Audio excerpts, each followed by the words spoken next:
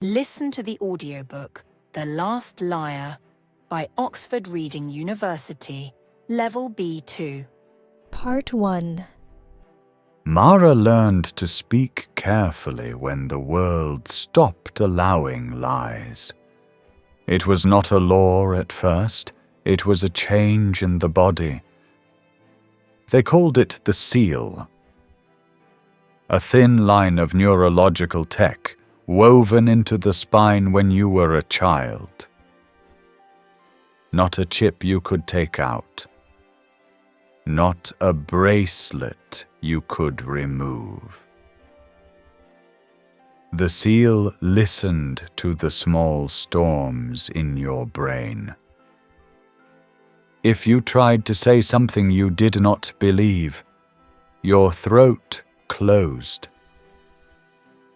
Your tongue went heavy. Your chest tightened. Some people fainted the first time it happened. After that, everyone stopped trying. At the start, people celebrated.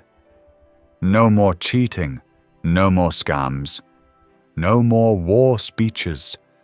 Truth became a new religion. Families held clean table nights where everyone said what they really felt. Couples stopped asking, "Do you love me?" because the answer was always true, and sometimes it was ugly. Mara did not celebrate. She watched, she listened, and she kept her face calm, because she could still lie. She found out at 16 in a kitchen full of bright morning light. Her mother asked, "Did you break the vase?"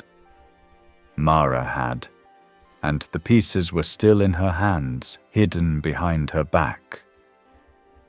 "No," she said, and nothing happened. No pain, no choke, no lock. Her mother smiled, relieved, and hugged her. Mara stood stiff in her arms, feeling two things at once: power and fear. From that day, Mara understood the first rule of her life. If they learn the truth about you, you will lose everything. In the city, posters showed the faces of people who had tried to cheat the seal. It never worked. You could not hack it. You could not train around it. But people still tried, and they always failed. The posters called them broken, sick, dangerous. There was a special unit for the rare cases. Not for liars, because liars did not exist anymore, but for people who hid, who avoided, who refused to answer. People who used silence like a mask. That unit had a name everyone knew: the Verity Division. And everyone knew the name of its best hunter: Elias Venn. Mara first saw him on a screen in a cafe. He was giving a short public report. His face was plain in a way that made you look twice. Sharp eyes, dark hair, a calm mouth that did not smile. "The seal protects us," he said. "But fear creates new kinds of crime. We do not punish emotion. We punish harm." His voice was steady, like a door that closes softly and still locks. Mara felt her stomach turn. Men like him did not need your secrets. They could read the shape of your fear and pull the truth out of the air. Elias did not just listen to words. He was trained to read signals, tiny muscle changes, breath patterns, the nervous rhythm under the skin. His work partner used to joke, in old recordings that Elias could hear honesty. When Mara finished her drink, she left without looking back. 2 weeks later, someone knocked on her apartment door. It was late. Rain traced thin lines down the window. The hallway light behind the door made a long shadow on her floor. Mara did not move at first. She held her breath and listened. A second knock, controlled, patient. She checked the small camera by the door. The picture was a little grainy, but she recognized the face. Elias Venn. Her mouth went dry. She could have pretended she was not home. But the Verity Division did not waste time. If he was here, he would come back, and next time he would not be alone. Mara opened the door. Elias stood with his hands visible. No weapon shone. He wore a dark coat, rain on the shoulders. His eyes moved over her face, as if he was reading the lines between her thoughts. "Mara Soren?" he asked. "Yes," she said. She kept her voice steady. "I'm Elias Venn," he said. "Verity Division. May I come in?"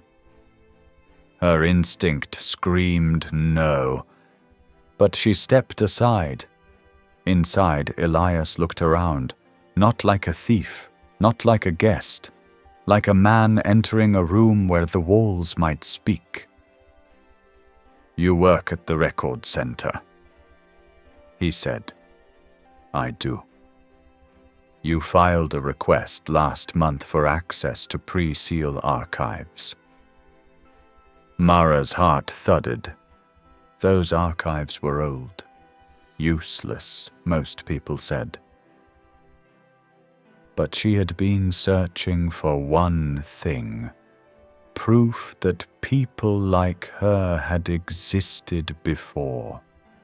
A mistake in a medical log, a missing name, anything. "Yes," she said.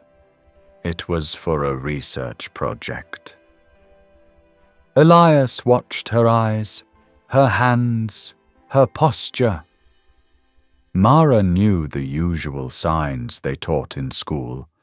Don't fidget, don't blink too fast, don't swallow too often. She forced her hands to rest loosely at her sides. "What is the project?" he asked. Mara had prepared this lie many times. "A history piece," she said. "How speech changed after the seal. I thought it would be interesting." Elias was quiet for a long moment. Then he said, "You're not afraid of me." It was not a question. Mara almost smiled. She was terrified. But fear could look like many things. "I am," she said. "Then why isn't your body showing it?" Elias asked softly. Mara felt a cold line run down her spine. He was close enough that she could smell rain and something clean, like soap. "I've had practice," she said. "Life is stressful. People learn to hide." Elias's gaze stayed on her, sharp and steady. Most people could not lie. So most people never learned to act. They had no reason. The world had become simple in that way. Faces matched thoughts. Words matched feelings. Elias had grown up in that world. He was trained to spot the few who tried to twist around it, But Mara did not twist around the seal. She walked through a door that no one else knew existed. Elias took a small device from his pocket. Not a weapon, just a thin reader that touched the skin. "May I scan your wrist?" he asked. "You don't need permission." Mara said. "I do," Elias replied. "If I take it without consent, I'm already hurting the truth." That was his kind of honesty. It was clean, almost beautiful. Mara nodded and held out her arm. The reader touched her pulse, a soft beep. He watched the numbers, then watched her face. "No spike," he murmured, "no distress." Mara shrugged. "Maybe I'm boring." Elias looked up. For the first time, his mouth moved just slightly, like he almost wanted to smile but did not trust it. "Maybe," he said, "or maybe you're very good at something." Mara forced herself to breathe normally. "Am I under arrest?" Stay with us for part 2. Share this video with a friend who is learning English. We have a lot of awesome videos like this. Check this one out.